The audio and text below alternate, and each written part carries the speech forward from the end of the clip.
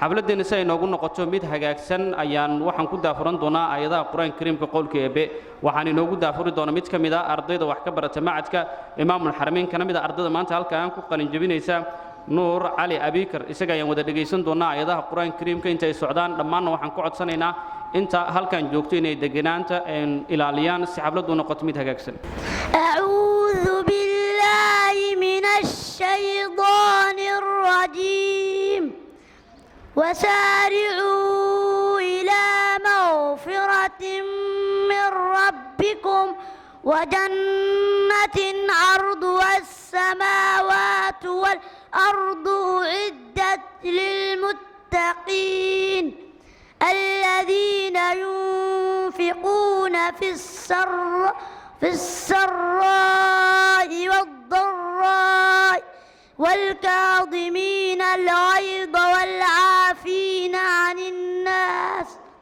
والله يحب المحسنين والذين إذا فعلوا فاحشة أو ظلموا أنفسهم ذكروا الله فاستغفروا لذنوبهم ومن يغفر الذنوب إلا الله ولم يصروا على ما فعلوا وهم يعلمون أولئك جزاؤهم مغفرة من ربهم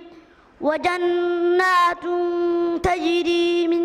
تحتها الأنهار خالدين فيها ونعم أجر العاملين قد خلت من قبلكم سنن فسيروا في الأرض فانظروا كيف كان عاقبة المكذبين هذا بيان للناس وهدى وموعظة للمتقين ولا تهنوا ولا تحزنوا وأنتم الأعلون